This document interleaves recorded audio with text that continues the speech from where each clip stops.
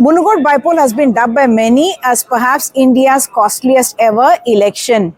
And the stakes were very high. We are here, in fact, near a counting center, near the counting center rather. This is a warehouse in Nalgonda, the Telangana Warehouse Corporation, which has been converted into a counting center. And as you can see, big deployment of security personnel. The media, of course, not allowed there. All CCTV surveillance, observers and others are there. 3 rings of security. The first one with the central forces and then the second and third with the state forces. Munugode Bipole per se has been very fiercely fought between the ruling TRS in Telangana and the BJP, which is the ruling party in the center. But I would say the real takeaway or story is of the Congress here in Munugode, because the Congress is a party which was very strong, rather the backbone of the UPA 1 and UPA 2 at the time of revised Rajshekar Reddy, and at the time of 2014 and 2004 and 2009 as well.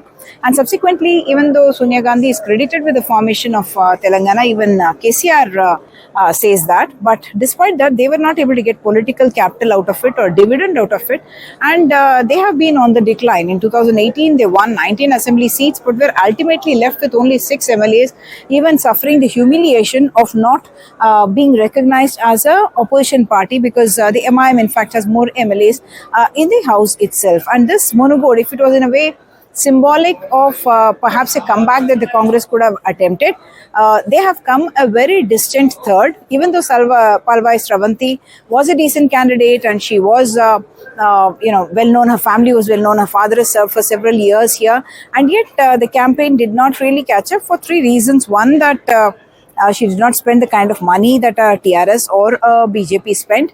2, that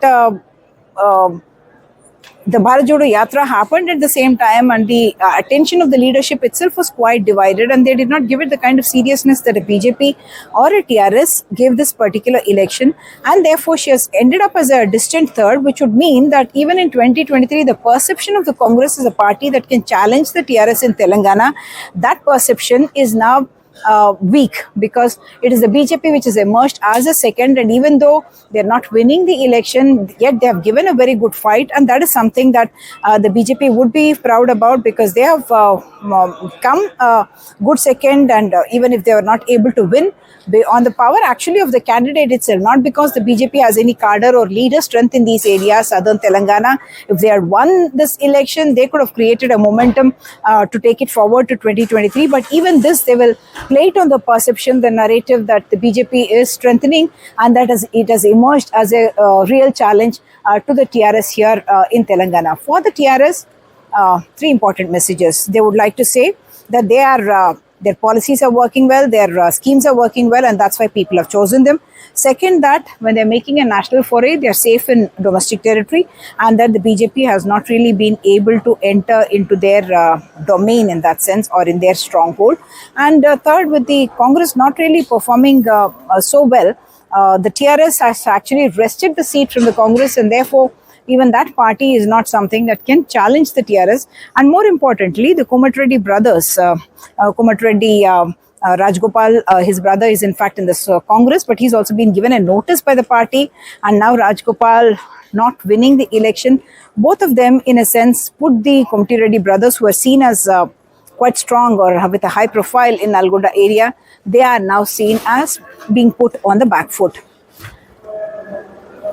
In Nalgonda, with camera person Nagraju, Umar Sudhir, NDTV.